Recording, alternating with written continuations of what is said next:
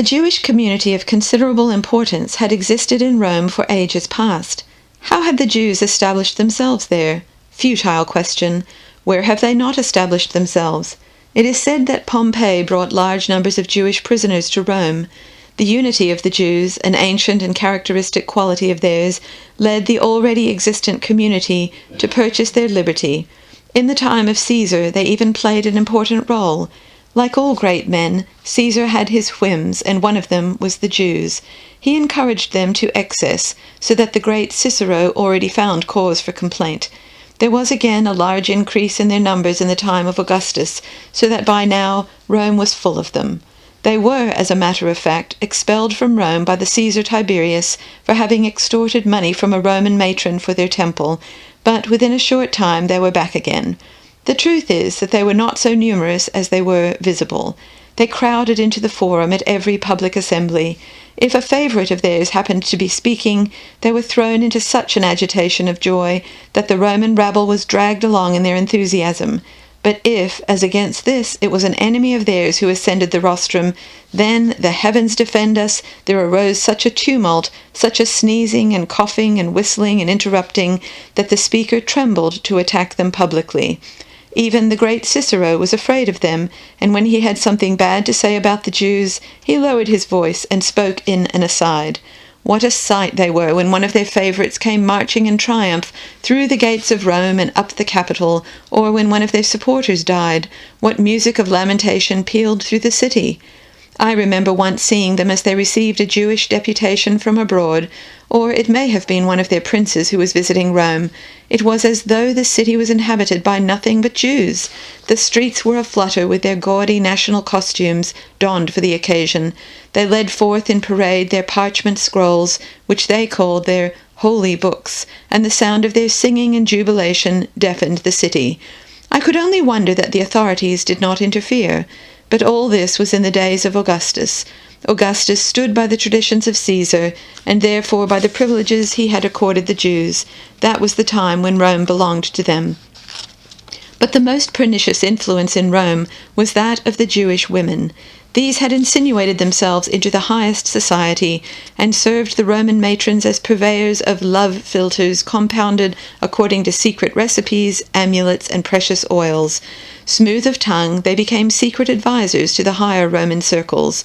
Side by side with their love philters, they smuggled into the Roman palaces their alien faith, propagated the greatness of their God, sang the glories of the temple in Jerusalem, and instilled in Roman matrons the belief that all dreams would be fulfilled for one who sent a sacrifice to the temple. Women have always been the propagators of alien faiths and cults in society. They fall easily into the toils of exotic religions, attracted by incense, miracles, and the other tricks employed by the priests. Oh, those Jewish women had garnered in more than one Roman matron, set her against the gods of her country, and enrolled her among the worshippers of Jehovah. They were a plague, a visitation in the imperial city, those Jewish women. Among these purveyors of drugs and perfumes and devotees of the Jewish religion, there was one who had achieved high popularity. She was known as Dark Hannah because she went about swathed in dark and mystic veils like a vestal. She said she had taken a vow that as long as the sea separated her from the temple of her God, she would not put on colored fabrics and shawls. She stood out among the other women of her kind for her wide insight, her practical cleverness, and her physical beauty. The veil which fell over her face did not quite hide the shimmer of the olive skin beneath, and the luster of her large dark eyes in their long, finely molded sockets. She had become the special favorite of the ladies of the Roman aristocracy. It was told of her that she had an inexhaustible store of recipes, brought with her from her own mysterious country, for the mixing of love philters. But these were of less effect than her intelligence and human insight. She had a mind as lucid as sunlight. Men, no less than women, sought her out for her counsel. I, too, had occasion to meet her more than once, but this was later, when I was stationed in Jerusalem, and in the midst of vastly different circumstances. This Dark Hannah played a role of some importance in Rome through the mere fact that the matrons of the city consulted her in their love difficulties. She advised them how to act in various situations. She was quiet in her bearing, listened long and patiently, spoke little, just throwing in a word or an observation from time to time, all with such skill that the matron scarcely observed the intrusion of the other's thoughts, and attributed the ideas and suggestions to her own wisdom. Frequenting, as she did, the homes of the most prominent senators, dark Hannah was thoroughly initiated into the complications of Roman politics.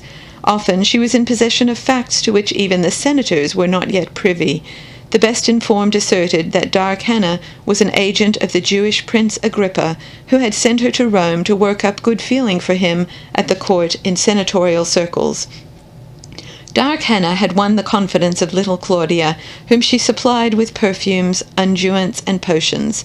It is said that she was an evil influence over her, for while Claudia was still a child, dark Hannah filled her with the confused and confusing mysticisms of her religion, teaching her, for instance, that God was going to send down a deliverer who would lift up the Jewish people.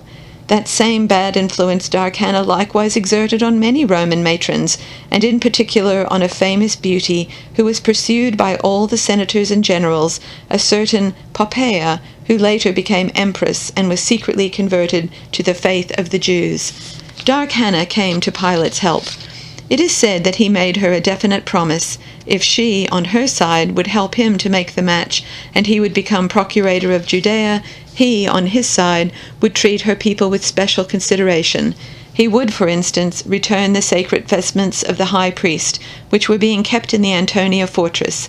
There were other favors which he promised, but this one in connection with the vestments of the high priest was the most important, for the Jews believed that the vestments had been brought down from heaven. It was due to dark Hannah, in the end, that little Claudia turned her affections toward Pilate. But even then, the post of procurator of Judea still remained to be won. He had taken only the first step. The cunning Caesar Tiberius detested flattery. It was not the proper approach to him. Action alone could convince him, and in exchange for so important a position, it would have to be action of special value.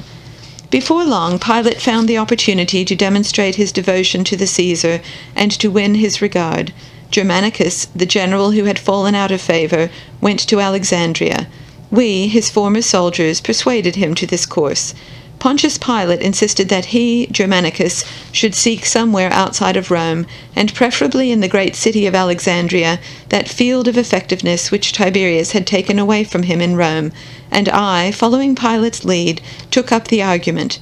We kept on repeating to him, "Make good use of your popularity throughout the empire while it lasts. Your fortune lies outside of Rome." He was reluctant.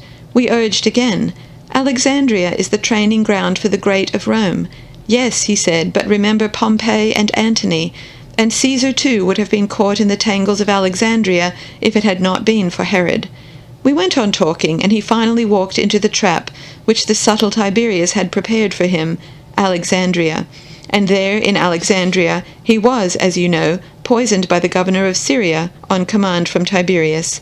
When the knowledge of his death came to Rome, the rabble rushed into the streets and called upon Tiberius and the Senate to give them back Germanicus. The emperor, a coward by nature, like every traitor, took fright, not having foreseen that the death of Germanicus would stir up such resentment. He tried to cleanse himself of guilt by arranging an imposing funeral for his victim. He was loudest in his lamentations for the dead Germanicus, but even at that moment, before the earth had covered the murdered general, Pilate was circulating among the senators and the plebs the rumor that Germanicus had been plotting to wrest the empire from Tiberius and had gathered an army to that end in Egypt and Asia. It was a dangerous thing for Pilate to do in those days, and he had to proceed with the utmost caution, for the general love for Germanicus still ran high, and only here and there could Pilate drop his poison into receptive ears. But Pilate was resolute. He had even prepared forged documents which supported his contentions and asserted that Germanicus had drawn him, as well as myself, into the conspiracy. He brought me before Tiberius to testify that Germanicus had hired me to proceed to Asia in order to enroll in the Asiatic legions. Pilate succeeded. He washed Tiberius clean, and in the process he trampled underfoot the name and reputation and memory of the hero, his own commander, who had led him and me through the dark forests of Germany to glorious victories for Rome. Pilate's reward was not long in coming. A few months after the death of Germanicus, when the rage of the plebs had been soothed with the sight of much blood shed in gladiatorial shows, all of them arranged, of course, to this end by the emperor, the marriage of Pilate with the emperor's stepdaughter Claudia was celebrated with much pomp in the temple of Diana. After the wedding, when the bridegroom wanted to enter the litter of his young bride, he found his way barred by the emperor. Instead of his wife, Pilate was handed a parchment scroll with the emperor's orders to proceed at once to Caesarea, and thence to Jerusalem, where he was to take up the office of Procurator of Judea. "And my wife?" asked the new husband. "For the time being you will leave your wife at Caesar's court. You know that it is not the custom for procurators or generals to take their wives with them into the provinces. Later on, perhaps, I will send her to you," the old fox answered, and the shadow of a cruel smile trembled on his sensuous, overhanging lower lip. When Pilate came to pay his last respects to Caesar before leaving Rome, the latter gave him his final instructions. "Pilate, you have no doubt heard that I do not like to change my officials. Do you know why? The officials who settle in a country are like flies settling on a body. When the flies have had their fill of blood, they become quiet and peaceable. See to it that I don't have to send a new, thirsty fly to the province of Judea." When Pilate set out for Judea, he took me along because of our old friendship. I received the post of chief counselor to the procurator, liaison officer, and commander of the Antonian fortress guarding the temple in Jerusalem.